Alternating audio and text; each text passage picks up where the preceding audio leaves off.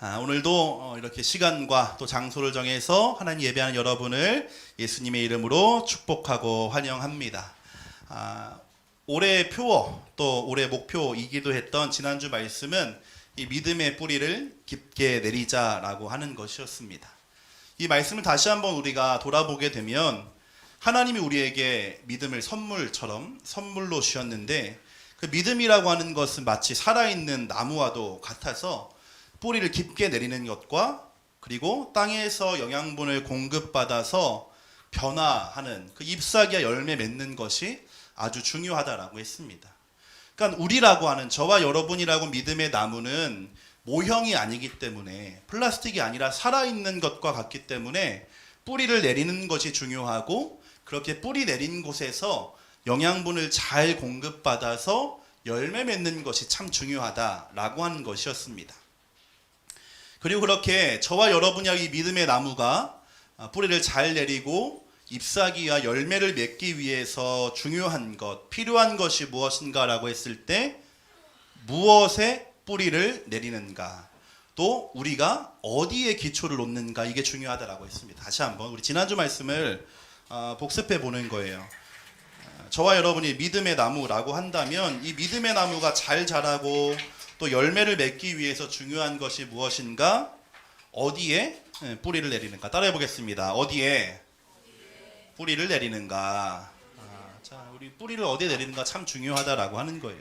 아주 잘 자라던 나무도요, 비옥하지 않은 땅에 뿌리를 내리게 되면 시간이 지나면 지날수록 그 나무가 말라갈 수밖에 없습니다. 그런데 아주 연약하고 작았던 나무도 좋은 땅에 뿌리를 내리기 시작하면 시간이 지나면 지날수록 자연스럽게 잎사귀가 많아지고 열매 맺는 것은 당연한 일이다라고 했습니다. 그래서 지난주에 시편 1편의 나무 이야기를 여러분에게 전해드렸어요. 기억나는 분 있나요? 시편 1편의 나무 이야기 기억나나요? 기억나죠? 이 나무의 어떤 이야기였냐면, 시편 1편이라고 하는 시편이라고 하는 그 책의 시작을 얘기하는 거거든요. 그 이야기가 우리에게 전해주고 있는 교훈은 무엇이냐면, 나무가 시절을 쫓아, 그러니까 때마다예요. 계절마다 열매를 맺을 수 있는 이유는 나무가 노력했기 때문도 아니고, 나무의 자질이 좋기 때문도 아니고, 나무가 능력이 있어서도 아니라, 나무가 심어진 곳, 나무가 뿌리 내린 곳이 바로 시냇가였기 때문이라고 하는 거죠. 그것이 우리가 지난주에 배웠던 이 믿음의 뿌리를 깊게 내리는 것에 대한 첫 번째 이야기였습니다. 그렇다면 우리가 이제 생각해 보아야 할 것은 무엇이냐면요, 나는, 그리고 여러분은 어디에 뿌리를 내려야 될까라고 하는 거죠. 믿음의 뿌리는 좋은 곳에 뿌리를 내려야지 잘 자란다라고 하는 것을 우리가 지난주 살펴보았다면, 오늘 이제 우리가 생각해 보아야 하는 것은 무엇인가? 하라마? 무엇이에요? 이게 학생부, 중고등부는 여러분 정신을 바짝 차려야 됩니다. 여러분의 이 싱싱한 뇌를 최대한 사용하셔서 함께 말씀 들으시면 좋아요. 지난주는 뿌리 내리는 게 중요하다라고 했어요. 그러면 오늘은 무엇이냐면, 어디에 뿌리를 내리는가? 따라해 보겠습니다. 어디에 뿌리를 내리는가? 여러분 이게 생각해 보시면 어떨까 싶어요. 나라고 하는 이 사람의 이 인생과 또 미래, 또 믿음의 기초를 나는 어디에 내려야 될까? 이 질문에 대한 몇 가지 성경 속에서 답을 오늘 한번 찾아보려고 합니다. 그리고 더 나아가서는 우리가 2023년 한 해는요, 이 질문에 대한 답을 찾아가는 시간이 되었으면 좋겠어요. 앞에 보세요. 은유라, 눈 뜨고 앞에 보세요. 네, 똑바로 앉으세요. 네. 이 질문에 대한 답이 오늘 1년 동안 우리의 어떻게 보면 공통의 숙제가 될 것 같아요. 나의 삶과 나의 미래와 나의 인생과 나의 믿음의 기초를 나는 어디에 세워 나갈 것인가 라고 하는 질문이라고 하는 거죠. 그런 의미로 오늘부터는 여러분과 함께 제가 아마 6월 정도까지는 이 성경, 특별히 신약 성경의 내용들을 함께 배워보려고 해요. 가장 좋은 것은 이제 아주 자세하게 한 절 한 절의 내용을 살펴보는 거지만, 일단은 우리가 성경을 잘 모르니까 전반기에는 이 성경의 내용들이 기본적으로 어떤 주제를 가지고 있고 어떤 것을 말하고 있는지를 한번 쭉 살펴보려고 하는 거죠. 그래서 지금까지 막연하게는 성경은 성경, 교회 가서 보는 책, 정도로 생각했다면 이제는 우리가 그 내용이 무엇인지 그리고 왜 읽고 우리가 배워야 하는지를 한번 생각해 보려고 하는 거예요. 그래서 이 말씀들을 준비하고 또한 시작하면서 제가 기대하는 게 있을 거 아니에요. 제가 아무 이유 없이 여러분에게 신약 성경을 배워보자 이렇게 하지 않을 거잖아요. 제가 기대하고 또 제가 소망하고 또 확신하는 것은 무엇이냐면요.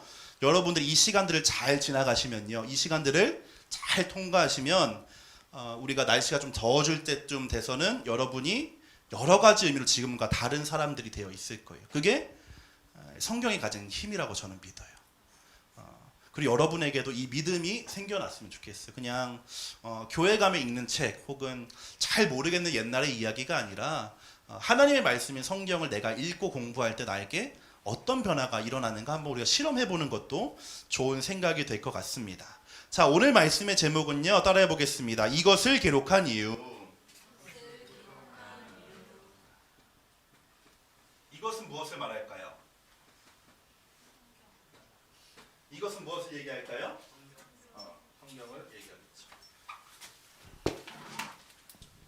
네, 이것은 성경입니다. 성경이 왜 기록되었을까라고 하는 거죠.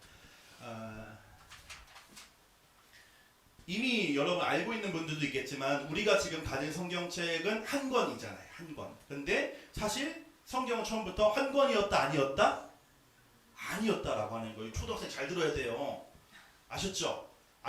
졸업했죠? 졸업식 이번 주에 했죠? 이제 구초등학생 여러분 잘 들으셔야 됩니다. 성경은 처음부터 한 권이었다 아니었다? 아니었다라고 하는 거예요. 갑자기 어디서 이게 한 권의 책이 뚝 떨어져서 이것은 하나님의 말씀입니다. 이것을 믿으세요? 라고 한 것이 아니에요. 오히려 성경은요. 약 1600년 동안 기록된 오랜 기록들의 모음집이에요. 그래서 40명 정도의 사람들이 그 시대마다 하나님의 말씀을 기록했고 몇백 년의 시간과 과정을 걸쳐서 구약 39권, 신약 27권이 하나님의 말씀 성경이라고 할 만하다라고 정해져서 지금 우리가 가지고 있는 이 성경책이 된 것이죠. 그래서 성경을 여러분 잘 읽어보면요. 성경의 책마다 우리는 이제 한글로 번역된 성경을 보게 되지만 언어가 달라요.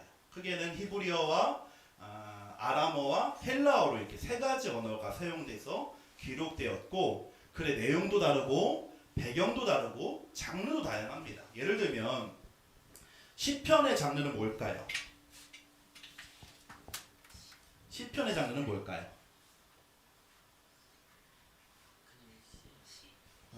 두 분 일로 와서 앉아주세요. 네. 시편의 장르는 시 혹은 노래예요. 노래 모음집이 시편이에요. 또 역사 좋아하는 친구 있나요? 역사 좋아하는 친구? 없나요? 네. 사무엘이라고 하는 책이 있고 열왕기라는 책이 있고 역대기라는 이 세 가지 책은 역사적인 내용을 또 기록하고 있어요. 또 신약 성경의 대부분은요. 바울이 특정한 누구나 교회에게 보낸 편지들이에요. 그러니까 성경이라고 하는 책은 한 권처럼 우리가 보고 있지만 그 안에는 아주 다양한 내용과 장르들이 포함되어 있다고 하는 거죠. 그럼에도 불구하고 우리가 이러한 여러 가지 글들을 성경, 더 나아가서 앞에 보세요. 네, 여러분 정신 똑바로 차리세요. 너무 덥죠 지금? 조금 더워서 그런 것 같아요. 이 성경 우리가 하나님의 말씀이라고까지 믿고 말하는 이유는요. 시대도 다르고 기록한 사람도 다르고 언어도 다른 이 66권의 책들이 한 가지 주제를 말하고 있기 때문에 그렇습니다. 다시 한번 우리가 왜 이러한 성경을 1600년 동안 기록되어져 있는 이러한 여러 가지 이야기들을 성경이라고 말하고 하나님의 말씀이라고 말할 수 있는가라고 했을 때 이 여러 가지 책들이 한 가지 주제를 우리에게 알려주고 있기 때문입니다. 이것을 기록했을 때 사람들은 사실 깨닫지 못했어요. 그런데 창세기부터 요한계시록까지 이어지고 있는 이 성경은 마치 처음부터 한 권이었던 것처럼 같은 주제와 하나의 대상을 향해서 집중하고 있다라고 하는 거예요. 그리고 그 주제와 대상은 바로 예수 그리스도입니다. 다시 한번 성경이 말하고 있는 하나의 주제가 있다면 바로 예수 그리스도라고 하는 거예요. 그래서 성경이란 무엇인가라고 설명한다면 사람마다 다르게 말할 수 있겠지만 오늘 저는 이렇게 말할 수 있을 것 같아요. 성경은 예수님에 대한 책이고 또 예수님이 어떤 분인지를 알려주는 책이 바로 성경이다라고 우리는 생각해 볼 수가 있을 것 같습니다. 그렇다면 우리가 여기서 한 걸음 더 나아가서 한번 고민해 볼 필요가 있어요. 하나님은 왜 성경을 기록하셨을까? 하나님은 왜 이 성경의 주인공인 예수님을 주인공으로 하는 책을 기록하게 하셨을까라고 한번 고민해 볼 필요가 있는 거죠. 어쩌면 낯설기도 하고 부담스럽기도 하고 어려워 보이는 이 질문에 대해서 성경이 우리에게 힌트를 넘어서 답에 가까운 말을 해주고 있습니다. 요한복음 20장 31절 말씀입니다. 요한복음 20장 31절 앞에 화면을 보시고 우리 다 같이 요한복음 20장 31절 혹시 없나요? 네. 한번 찾아보겠습니다. 요한복음 20장 31절. 요한복음 20장 31절. 자, 요한복음은 마태, 마가, 누가, 요한 네 번째 있죠. 요한복음 20장 31절.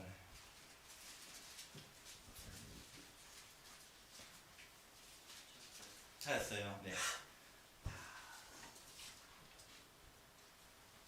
자, 민규가 제일 먼저 찾았으니까 큰 목소리로 한번 읽어주세요.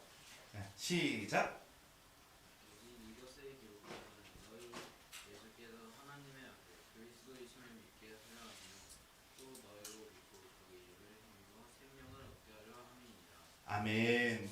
오직 이것을 기록함은 이 책이 기록된 이유는 두 가지인데 첫 번째는 뭐예요? 예수께서 하나님의 아들 누구? 그리스도이심을 믿게 하는 것이 성경이 기록된 첫 번째 이유라고 하는 거죠. 성경이 기록된 첫 번째 이유는 예수님이 제이라고 표현할게요. 예수님이 하나님의 아들임을 믿게 하기 위해서 성경은 기록되었다라고 하는 거예요. 두 번째 내용도 있는데요. 두 번째 내용은 무엇일까요? 두 번째 내용 무엇일까요? 너희로 믿고 그 이름을 힘입어 무엇을 얻게 해요?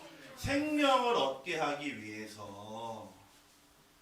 성경은 두 가지 목적을 가지고 기록된 책이라고 하는 거예요. 첫 번째는 예수님이 하나님의 아들이라고 하는 것을 믿게 하기 위해 기록된 것이 성경이고, 두 번째로는 이 예수를 믿는 사람에게 생명을 주기 위해서 성경이 기록되었다라고 하는 거죠. 그러니까 성경은 예수님을 믿을 수 있도록 하는 책이에요.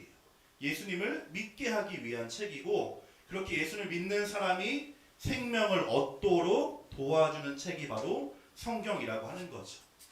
이해되셨나요? 이해되신 분들 고개 두 번 끄덕여 볼까요? 성경은 이 두 가지 목적을 가지고 기록된 책이에요. 그러니까 성경이라고 하는 책은 이 전설과도 같은 이야기를 우리에게 전해주는 오래된 책도 아니고, 또 불교에는 불경이 있고 이슬람교에는 코란이 있는 것처럼 이 기독교라고 하는 종교의 단순한 경전도 아니고, 또 아주 옛날부터 지금까지 이어져 오는 삶의 지혜를 전해주는 책 정도가 아니라 어떤 책이냐? 예수님이 하나님이심을 믿게 하고 그로 말미암아 영원한 생명을 얻도록 하는 책이 바로 성경이라고 하는 거예요. 놀랍죠? 저도 말씀을 준비하면서 여러 가지 자료들을 찾아보고 공부하다 보니까 다시 한번 성경이 무엇인지 생각해 보게 되는 거예요. 제 직업이 목사잖아요. 그러면 성경을 공부하기도 했고 자주 보기도 했고 여러 가지 방법도 성경을 접해 왔는데 다시 한번 오늘 말씀을 통해 저도 사실 깨닫게 되는 거예요. 성경은 그냥 내가 공부하기 위한 책 혹은 여러분에게 설교하기 위해서 공부하는 책이 아니라 예수님이 어떤 분인지를 알려주는 책이고, 그렇게 그런 예수를 믿는 사람에게 생명을 주는 책이 바로 성경이구나라고 하는 거죠. 그래서 제가 말씀을 시작하면서 여러분 성경을 읽고 공부하기만 해도 여러분이 변화될 거예요 라고 한 것은 이 성경책이 단순한 이야기 모음집이 아니라 우리에게 생명을 주는 책이기 때문입니다. 이 성경 우리가 함께 잘 공부했으면 좋겠어요. 이러한 일들이 기적과도 같은 일이 가능한 이유는 성경이 바로 하나님의 말씀이기 때문입니다. 오늘 우리가 읽었던 말씀을 다시 한번 살펴보도록 하겠습니다. 다시 디모데후서로 돌아오세요. 디모데후서 3장으로 가셔서 먼저 16절 16절을 우리가 함께 읽어보겠습니다. 디모데후서 3장 16절 시작. 모든 성경은 하나님의 감동으로 된 것으로 교훈과 책망과 바르게 함과 의로 교육하기에 유익하니. 그러니까 모든 성경은 66권의 성경은 무엇으로 기록되었대요? 하나님의 감동으로. 여러분 대답하셔야 됩니다. 하나님의 감동으로 기록되었다는 거예요. 하나님의 감동으로 기록되었다라고 하는 것은 이름표 보여주세요. 유찬이, 태승이 잘하고 있어요. 조금만 더 한번 힘내보세요. 자, 감동으로 되었다, 감동으로 기록되었다라고 하는 것은 하나님이 사람을 통해서 성경을 기록하셨다라고 하는 거예요. 다시 한번, 성경 하나님이 창세기를 이렇게 쓰신 게 아니라 사람에게 이야기를 쓰게 하신 거예요. 그냥 그 사람이 그 당시에는 그냥 썼다라고 생각했지만 하나님이 그 사람에게 감동을 주셔서 기록하게 한 것이 바로 성경이라고 하는 거예요. 그래서 성경을 표현할 때 성경에 기록한 사람은 사람이지만 성경의 원작자, 성경의 원저자는 하나님이라고 말하기도 하는 겁니다. 그래서 성경이 그것을 읽는 사람으로 하여금 변화하고 성장하게 합니다. 어떤 변화가 있냐면 17절의 변화가 있어요. 17절 함께 읽겠습니다. 시작. 이는 하나님의 사람으로 온전하게 하며 모든 선한 일을 행할 능력을 갖추게 하려 함이라. 한 번 더 읽겠습니다. 시작. 이는 하나님의 사람으로 온전하게 하며 모든 선한 일을 행할 능력을 갖추게 하려 함이라. 조금 말이 어렵지만 쉽게 풀어서 얘기를 해보면 하나님의 사람이 모든 선한 일을 할 수 있는 자격과 준비를 갖추게 한다라고 하는 거죠. 다시 한번, 하나님의 사람이 선한 일을 할 수 있는 자격과 준비를 하게 하는 것이 바로 성경이 우리에게 주는 변화라고 하는 거예요.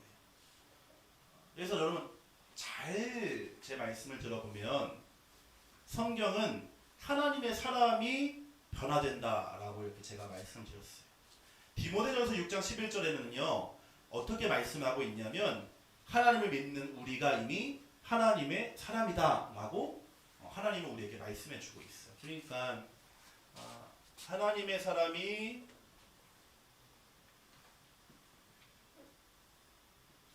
될 거야가 아니에요. 여러분 잘 기억하셔야 됩니다. 너는 하나님의 사람이 될 거야 라고 성경은 우리에게 말씀하고 있지 않아요. 성경은 너는 가로치고 이미 하나님의 사람이야 라고 단정적으로 얘기하고 있다고 하는 거죠. 여러분 예수님 믿으시죠? 여러분 예수를 믿는 여러분은 이미 하나님의 사람이라고 하는 거죠. 지금은 내가 나이가 어리고 지금은 내가 성경도 잘 모르고 믿음도 잘 모르겠다라고 생각이 들지만 하나님이 바라보시는 여러분 한 사람 한 사람이 이미 하나님의 사람이라고 하는 거예요. 여기서부터 우리의 믿음이 출발해야 됩니다. 내가 하나님의 사람이라고 하는 인식과 자각부터 우리의 믿음이 출발하게 돼요. 그렇기 때문에 우리가 성경을 읽어 나가게 되면 그런 하나님의 사람인 내가 착하고 선한 일을 할 수 있는 준비가 되어져 가는 거죠. 성경은 우리에게 그렇게 변화하고 우리를 성장시키는 책이라고 하는 것입니다. 쉽게 말하면 성경은 하나님의 사람이 하나님의 사람답게 살아갈 수 있도록 준비하고 도와주는 책인 것입니다. 여러분이 왜 성경을 읽어야 되는지, 제가 또 선생님들이 왜 성경을 읽어보라고 여러분에게 권하는지가 사실 여기에 있어요. 하나님의 사람인 여러분이, 제가 하나님의 사람답게 살아가는 방법은 성경을 읽는 것밖에 없기 때문에 그래요. 그래서 우리가 성경에 대해서 관심을 가져야 될 뿐만 아니라 읽기 위해 노력해야 되는 것이고, 모르는 것은 배우고 싶어하는 마음까지 있다면 참 좋은 것이죠. 특별히 어렸을 때 여러분의 마음이 조금이라도 더 순수할 때 성경과 가까워지는 것은 아주 유익합니다. 15절의 이야기인데요. 15절의 말씀을 제가 조금 쉬운 번역으로 읽어드릴게요. 한번 잘 들어보세요. 그대가 어릴 때부터 배워서 알고 있는 대로 성경은 그리스도 예수님을 믿는 믿음을 통해 구원을 받는 지혜를 줍니다. 다시 한번. 그대가 어릴 때부터 배워서 알고 있는 대로 성경은 그리스도 예수님을 믿는 믿음을 통해 구원을 받는 지혜를 줍니다. 어릴 때 하나님의 말씀을 잘 배우게 되면 이 말씀을 통해서 우리가 예수를 믿게 될 뿐만 아니라 구원을 얻고 생명을 얻게 되는 데까지 쉽게 도착할 수 있다고 하는 거죠. 아마도 지금 우리 예비 중일들이 처음에 오늘 두 번째 예배를 드리는데 여러 가지로 낯설기도 하고 좀 어렵기도 할 거예요. 그럼에도 불구하고 제가 여러분과 이 시간들을 계속해서 하려고 하는 이유는 지금 고3들보다 여러분이 더 순수하고 깨끗하잖아요. 그런 여러분이 하나님의 말씀을 잘 배우시면요, 정말 믿음의 성장의 속도는 비교할 수가 없어요. 여러분, 제가 여러분을 이제 조기 교육까지는 아니지만 이 성경을 한번 친숙하게 하고 성경을 읽어보는 도전들과 시도를 해 나갈 때 여러분에게 일어나는 변화를 여러분뿐만 아니라 여러분의 가족들과 부모님들이 가장 먼저 느끼게 되실 거거든요. 그래서 제가 아마도 여러분 한 달 정도 조금 어렵고 당황스럽겠지만 이 한 달만 잘 지나가시면 이렇게 말씀을 공부하는 내용 재미를 또 한번 느끼게 되실 것 같아요. 성경은 이런 책이에요, 여러분. 그래서 제가 다시 한번 여러분에게 권면하고 도전하는 것은 이 성경을 한번 읽어보고 배워보자라고 하는. 다 끝났어요? 앞에 보세요. 네. 성경 한번 배워보고 읽어보자라고 하는 거죠.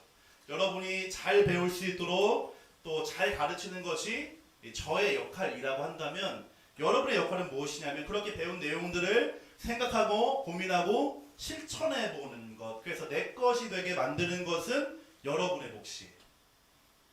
그게 여러분의 사실 책임이죠. 그래서 작년에도 마찬가지, 작년에도 우리가 진행했지만 올해도 한 번 더 성경 읽기 캠페인을 할 거예요. 참고로 작년에는 성경을 한 번 전체 읽은 분들이 3분 있었고 신약을 읽은 분이 1분 있었어요. 성경을 전체 읽은 분에게는 갤럭시 워치가 아마 선물로 갔던 걸로, 그 정도 선물이 갔던 걸로 기억하고, 또 신약 성경을 한 번 읽은 분에게는 소니 헤드폰이 선물로 아마 갔을 거예요. 왜 성경 읽는데 선물을 주는가라고 했을 때 그렇게라도 해서 여러분 성경 읽었으면 좋겠어요. 그렇게라도 해서. 그리고 주객이 전도일 수 있지만 선물 때문이라도 여러분 성경 한번 읽어보셨으면 좋겠어요. 그래서 성경을 읽는 기쁨과 감격과 보람을 여러분이 깨달을 수 있었으면 좋겠습니다. 이제 예배를 마쳐 이제 반별로 모여서 우리가 모임을 하게 되잖아요. 그때 여러분의 의지와 또 각오를 담아서 나 1년 동안 성경 몇 번 읽어볼 거예요 라고 한번 대화를 하시면 좋을 것 같아요. 그리고 여러분 이렇게 성경을 잘 읽으실 수 있도록 제가 갓피플 성경이라고 하는 어플에 우리 학생부 모임을 개설해 놨어요. 여러분의 목표하신 대로 1독, 2독, 3독 여러 가지 방을 만들어 놓았으니까 거기서 여러분 그 방에 가입해서 하루에 그럼 몇 장씩 읽어야 되는지를 알려주거든요. 그래서 여러분이 잘 읽어 나갈 수 있는 좀 도움이 되었으면 좋겠습니다. 이 사랑하는 우리 학생부 여러분, 오늘의 말씀대로 하나님의 말씀인 성경은 우리를 하나님의 사람답게 하나님이 기뻐하시는 선한 일을 할 수 있도록 도와주고 능력을 갖추게 해주실 것입니다. 그래서 2024년에는 이 성경을 가까이 하고 우리가 읽어가면서 조금씩 변해가는 나 자신을 발견하고 또 나의 믿음의 뿌리가 깊어지고 튼튼해지는 그런 한 해가 되기를 소망하고 축복합니다. 그래서 성경이 참 꿀보다 더 달다라고 했던 시편의 고백이 제 고백이 되고 여러분의 고백이 되기를 축복합니다.